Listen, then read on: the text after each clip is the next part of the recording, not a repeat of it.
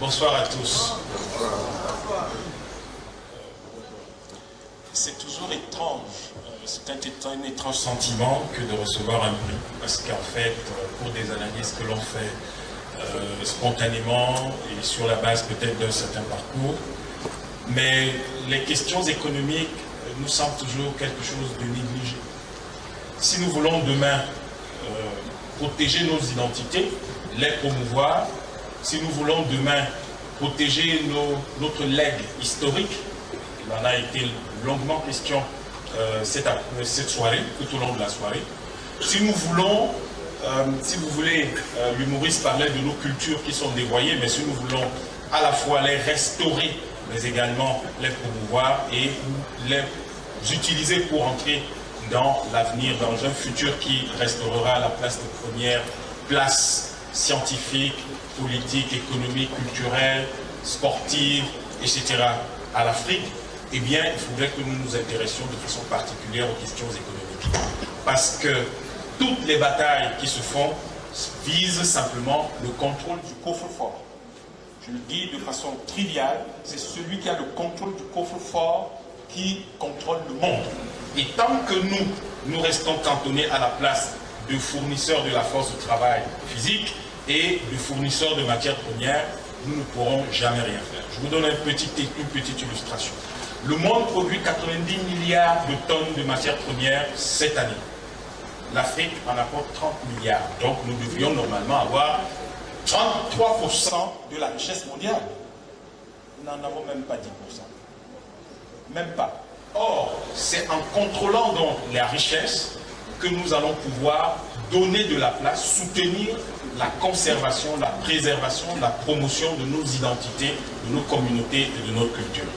J'espère avec beaucoup de force que ce que j'ai pu vous dire et ce que je dis tous les matins et tous les soirs sur les chaînes de télévision et dans un certain nombre de livres qui existent aidera l'Afrique à pouvoir comprendre que cette question fondamentale ne doit plus jamais nous échapper. Mais si elle n'est pas fondée sur nos propres valeurs et sur nos propres schémas culturels que les gens comme Bob Basson essaient de restaurer, eh bien, nous n'irons pas bien loin. Je vous remercie.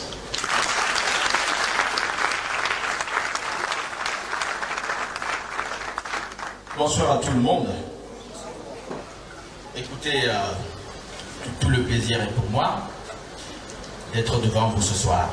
Vous allez vous demander pourquoi est-ce que je me suis beaucoup intéressé dans ma formation aux questions économiques. C'est parce que tout petit, j'entendais des choses et je voulais savoir à quoi cela rimait. Tout petit, j'entendais quand on parlait de l'Afrique, on disait pays sous-développé. Et après, on dit pays en voie de développement. Je dis, bon, c'est toujours nous. Ça rime à quoi? Après, on dit pays à revenu intermédiaire.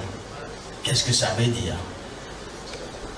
Eh bien, vous allez vous rendre compte que tous les jours, on a inventé des terminologies dans lesquelles on nous a enfermés et nous avons fini par croire que c'est vrai. Nous avons fini par croire que ce qui est bon pour nous, c'est ce que les autres ont décidé pour nous. Nous ne sommes ni un pays sous-développé, ni un pays à revenu intermédiaire, encore que cela ne renvoie à rien. Nous ne sommes pas un pays pauvre. Et j'ai oublié de vous dire qu'à une époque, nous étions très contents. J'ai vu comment on a célébré une victoire en disant qu'on a réussi à nous inscrire au rang des pays pauvres, très endettés. Mon Dieu. Non, l'Afrique n'est pas pauvre. L'Afrique n'est pas un pays sous-développé. Il est tout simplement que l'Afrique est très appauvrie tous les jours. Les Africains sont appauvris tous les jours. Et donc, je pense qu'il est temps que nous revenions aux fondamentaux, c'est-à-dire de comprendre qu'un matin, nous nous sommes levés et nous avons décidé de suivre les gens dans une course dont eux seuls avaient fixé la ligne de départ et la ligne d'arrivée. Nous les suivons, tout simplement. Mais c'est eux ceux qui connaissent le parcours, la trajectoire. si nous ne revenons pas aux fondamentaux, définissons à nous-mêmes ce que c'est que le développement et définissons à nous-mêmes les paradigmes du développement et donc les paradigmes économiques. Je pense que pendant longtemps encore, nous allons végéter dans ce flou artistique sans jamais en sortir. Donc, il est temps qu'on remette les questions économiques au centre de nos préoccupations et que nous jettions nous-mêmes les bases de notre économie. Merci. Bonsoir.